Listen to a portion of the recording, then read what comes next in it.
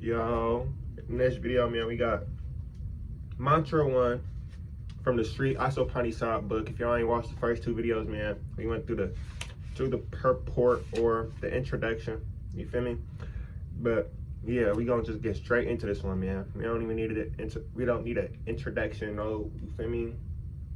Explanations, no, none of that, because we already got videos on this topic, so y'all go watch those. But Mantra 1.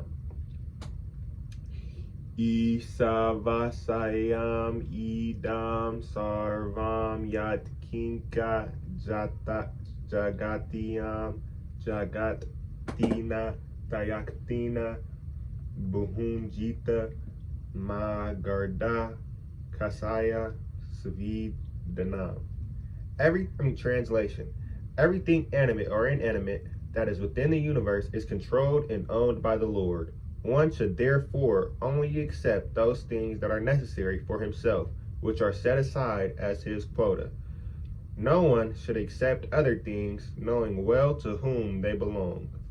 Purport. Vedic knowledge is infallible because it comes down through perfect disciplic succession of spiritual masters, beginning with the Lord himself. Since he spoke the first word of Vedic knowledge, the source of this knowledge is transcendental. The words spoken by the Lord are called apurusaya, which indicates that they are not delivered by any mundane person. A living being who lives in the mundane world has 4 defects. Number 1, he is certain to commit mistakes. Number 2, he is subject to illusion. Number 3, he has a propensity to cheat others. And number 4, his senses are imperfect. No one with these 4 imperfections can deliver perfect knowledge. The Vedas are not produced by such an imperfect creature. Vedic knowledge was originally imparted by the Lord into the heart of Brahma, the first living being. And Brahma, in his turn, disseminated his knowledge to his sons and disciples, who have handed it down through history. Since the Lord is Purnam, all perfect, there is no possibility of his being subjected to the laws of material nature, which he controls. However, both the living entities and inanimate objects are controlled by the laws of nature and ultimately by the Lord's potency. This Isopanisad is part of the Yajur Veda, and consequently, it contains information concerning the proprietorship of all things existing within the universe. The Lord's proprietorship over everything within the universe is confirmed in the 7th chapter of the Bhagavad Gita, 7.4 through 5, where para and apara prakriti are discussed. The elements of nature, earth, water, fire, air, ether, mind, intelligence, and ego, all belong to the Lord's inferior material energy. Apara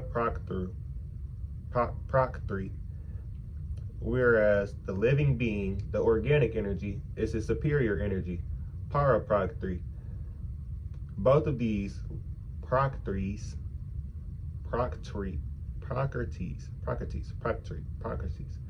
or energies, are emanations from the Lord, and ultimately he is the controller of everything that exists. There is nothing in the universe that does not belong to either para or the apara prakriti. I'm gonna call it that. Therefore, everything is property of the Supreme Being. Because the Supreme Being, the absolute personality of Godhead, is the complete person, he has the complete intelligence to adjust everything by means of his different potencies. The Supreme Being is often compared to a fire, and everything organic and inorganic is compared to heat and light of that fire. Just as fire distributes energy in the form of heat and light, the Lord displays his energy in different ways.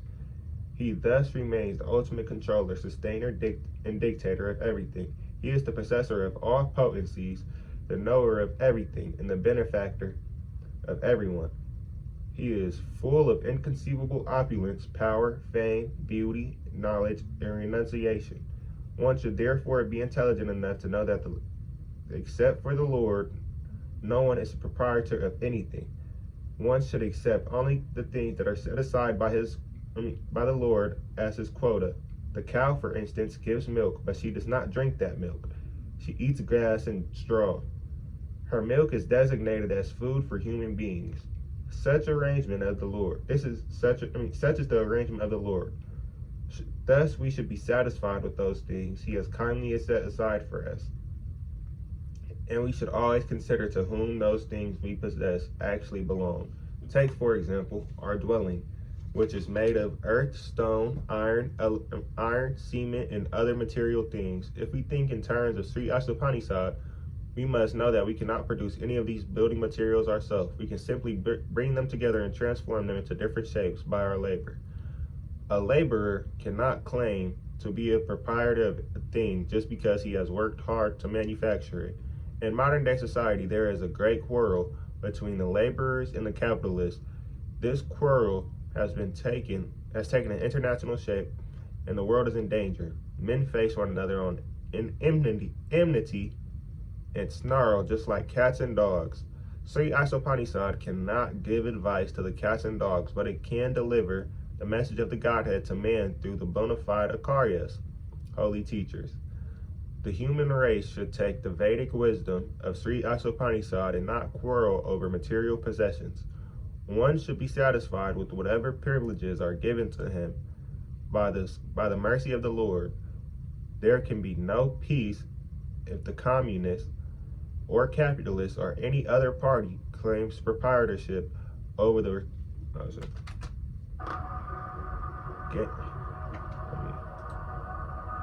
duplicate.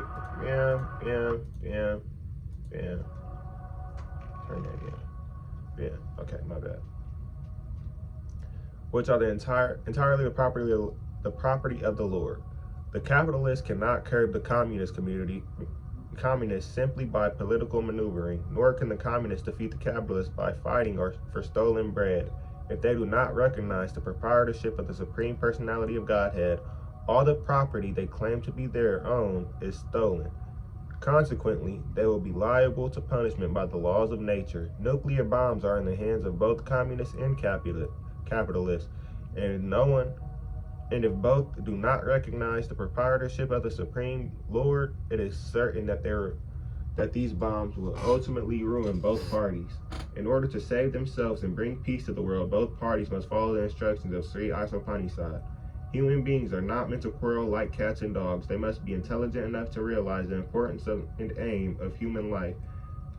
The Vedic literature is meant for humanity and not for cats and dogs. Cats and dogs can kill other animals for food without incurring sin, but if a man kills an animal for the satisfaction of his uncontrolled taste buds, he is responsible for breaking the laws of nature. Consequently, he must be punished. The standard of life for human beings cannot be applied to animals. The tiger does not eat rice and wheat or cow's milk because he has been given food in the simple shape of animal flesh. Among the many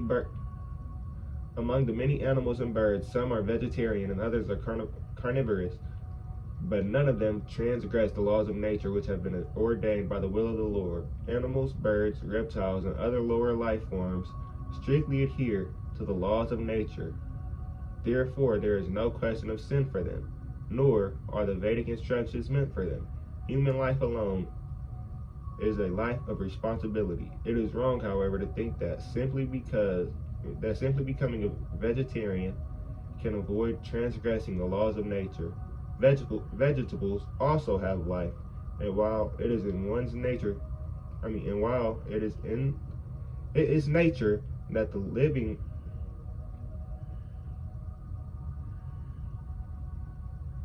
vegetable. It is wrong, however, to think that simply by becoming a vegetarian one can avoid transgressing the laws of nature. Vegetables also have life, and while it is in nature's law that one living being is meant to feed on another, for human beings it is the point to recognize the Supreme Lord. Thus, one should not be proud being a strict vegetarian. Animals do not have developed consciousness by which to recognize the Lord as a human being. By which to recognize the Lord, but a human being is sufficiently intelligent to take the lessons from the Vedic literature and thereby know know how the laws of nature are working and derive profit out of such knowledge. If a man neglects the instructions of Vedic literature, his life becomes very risky. A human being is therefore required to recognize the authority of the Supreme Personality of the Supreme Lord and become his devotee. He must offer everything for the Lord's service and partake in only the remnants of food offered to the Lord. This will enable him to discharge his duty, and properly in the Bhagavad Gita 9:26, the Lord enable him to discharge his duty properly. In the Bhagavad Gita 9:26, the Lord directly states that he accepts vegetarian food from the hands of a pure devotee. Therefore, a human being should not only become a strict vegetarian, but should also become a devotee of the Lord, offer the Lord all his food, and then partake in such prasadam, or mercy of God. Only those who act in this way can properly discharge the duties of human life. Those who do not offer the food to the Lord eat nothing but sin, and subject themselves to various types of distress, which are the results of sin. BG 3:13. That probably means Bhagavad Gita. The root of sin is deliberate disobedience to the laws of nature through disregarding the proprietorship of the Lord. Disobeying the laws of nature or the Lord of or the order of the Lord brings ruin to a human being. Conversely, one who is sober, who knows the laws of nature, and who is not influenced by unnecessary attachment or aversion is sure to be recognized by the Lord, and thus become eligible to go back to Godhead, back to the eternal home. So that's it for chapter 1, man. Mantra 1. You feel me? This book got about 108 mantras. So we gonna be going through each and every one of those on this channel, man. It's not too much to explain in that one. What they did touch on, I can give y'all a recap, you feel me? Because it wasn't really too much to touch on that one. They was saying pretty much everything straight out. They believe that Vedic knowledge is infallible, and they have a pretty good reason for saying so. They take the Vedic knowledge as it is because it's the knowledge as it came down directly from the Supreme Personality of Godhead, which they believe is Lord Krishna. And you feel me? That's a pretty good way to go about it, because especially if they really are as they are, and that's actually Krishna's words, and that would be crazy. That's insane.